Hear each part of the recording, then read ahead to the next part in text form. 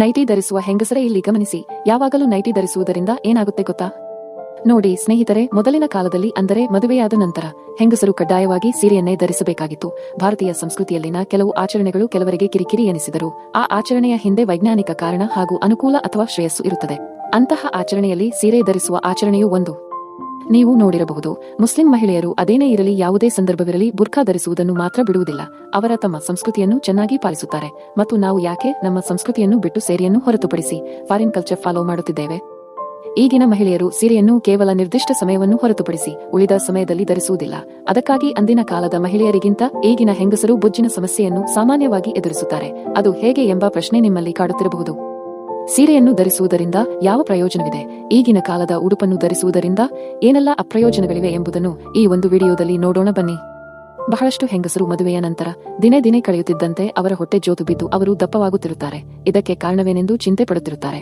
ಹೌದು, ಈಗಿನ ಬಹುತೇಕ ಮಹಿಳೆಯರು ಮದುವೆಯ ನಂತರ ನೈಟಿಯನ್ನು ಧರಿಸುತ್ತಾರೆ. ಮೊದಲೆಲ್ಲ ಹೆಂಗಸರು ಮದುವೆಯ ನಂತರ ಸೀರೆಯನ್ನು ಧರಿಸಬೇಕಾಗಿತ್ತು.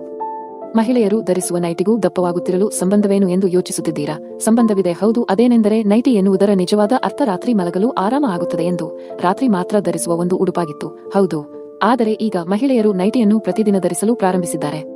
ಇದು ಗೃಹಿಣಿಯರ ನಿತ್ಯ ಬಳಸುವ ಬಹಳ ಪ್ರಿಯವಾದ ಉಡುಪಾಗಿದೆ. ಇದಕ್ಕೂ ಕಾರಣವಿದೆ. ದಿನದ ಬಹುಪಾಲು ಗೃಹಿಣಿಯರಿಗೆ ಮನೆಯಲ್ಲಿ ಕೆಲಸ ಮಾಡಬೇಕಾಗುತ್ತದೆ. ಕೆಲಸ ಮಾಡಲು ನೈಟಿ ಬಹಳ ಅನುಕೂಲಕರವಾಗಿದೆ. ಸೀರೆಯನ್ನು ಧರಿಸಿ ಕೆಲಸ ಮಾಡುವುದು ಸ್ವಲ್ಪ ಕಷ್ಟವಾಗುತ್ತದೆ. ಆದರೆ ಇದರಿಂದ ಆಕೃತಿಯೂ ಅಗಲವಾಗುತ್ತಾ ಹೋಗುತ್ತದೆ ಎನ್ನುವುದು ತಿಳಿಯುವುದೇ ಇಲ್ಲ. ಹೌದು, ಕೆಲವೊಮ್ಮೆ ಊಟ ತಿಂಡಿ ಸರಿಯಾಗಿ ಮಾಡದೆ ತೆಳುವಾಗಲೂಬಹುದು. ನೈಟಿ ಧರಿಸಿದರೆ ತೆಳುವಾದರೂ ತಿಳಿಯುವುದಿಲ್ಲ, ಏಕೆಂದರೆ ಮ್ಯಾಕ್ಸಿ ನಿರ್ದಿಷ್ಟ ಆಕಾರವನ್ನು ಹೊಂದದೆ ಗಾಳಿಪಟದಂತೆ ಇರುತ್ತದೆ. ಭಾರತೀಯ ಸಂಸ್ಕೃತಿಯ ಉಡುಪಾದ ಸೀರೆಯನ್ನು ಧರಿಸುವುದರಿಂದ ಹೆಂಗಸರ ದೇಹದ ಆಕೃತಿ ಚೆನ್ನಾಗಿರುತ್ತದೆ. ಕಾರಣ ಸೀರೆಯನ್ನು ಧರಿಸಿದಾಗ ಬೆವರುತ್ತಾರೆ. ಜೊತೆಗೆ ಸೀರೆಯನ್ನು ಧರಿಸಬೇಕೆಂದರೆ ಸೊಂಟಕ್ಕೆ ಲಂಗವನ್ನು ಗಟ್ಟಿಯಾಗಿ ಕಟ್ಟಬೇಕಾಗುತ್ತದೆ. ಬಿಗಿಯಾದ ಬ್ಲೌಸ್ ಅನ್ನು ಧರಿಸಬೇಕು ಹಾಗೂ ಎಳೆದು ಒಪ್ಪವಾಗಿ ಸೆರಗನ್ನು ಮಾಡಬೇಕಾಗುತ್ತದೆ. ಇದರಿಂದ ಮಹಿಳೆಯರ ದೇಹದ ಬೊಜ್ಜು ಬರುವ ಭಾಗಗಳನ್ನು ಸೀರೆಯಿಂದ ಬಂಧಿಸಲಾಗುತ್ತದೆ. ಮಹಿಳೆಯರು ತಮ್ಮ ದೇಹವನ್ನು ಕರಗಿಸಬೇಕಾದರೆ, ಫಿಟ್ನೆಸ್ ಮೇಂಟೈನ್ ಮಾಡಬೇಕಾದರೆ ಬೆವರುವುದಕ್ಕೆ ಮೊದಲ ಆದ್ಯತೆ ಕೊಡುತ್ತಾರೆ. ಅದಕ್ಕಾಗಿ ವ್ಯಾಯಾಮ ಮಾಡಿ ಬೆವರು ಸುರಿಸುತ್ತಾರೆ. ಬೊಜ್ಜು ಕರಗಿಸಲು ಸೊಂಟಕ್ಕೆ ಬೆಲ್ಟ್ ಕಟ್ಟಿಕೊಳ್ಳುತ್ತಾರೆ. ವ್ಯಾಯಾಮ ಶಾಲೆಯಲ್ಲಿ ಮಹಿಳೆಯರು ಮಾಡುವ ಕೆಲಸವನ್ನು ನಮ್ಮ ಸನಾತನ ಸಂಸ್ಕೃತಿಯ ಸೀರೆ ಸುಲಭವಾಗಿ ಮಾಡುತ್ತದೆ. ಅಂದಿನ ಕಾಲದಲ್ಲಿ ಮಹಿಳೆಯರು ಎಂಥದೇ ಕೆಲಸವಿದ್ದರೂ ಸೀರೆ ಉಟ್ಟು ಮಾಡುತ್ತಿದ್ದರು. ಆದರೆ ಈಗ ನಾವುಗಳು ನಮ್ಮಲ್ಲೇ ಇರುವ ಸೀರೆಯನ್ನು ಬಿಟ್ಟು ಪಾಶ್ಚಾತ್ಯ ಸಂಸ್ಕೃತಿಗೆ ಮಾರು ಹೋಗುತ್ತಿರುವುದು ಅಚ್ಚರಿಯ ಸಂಗತಿ.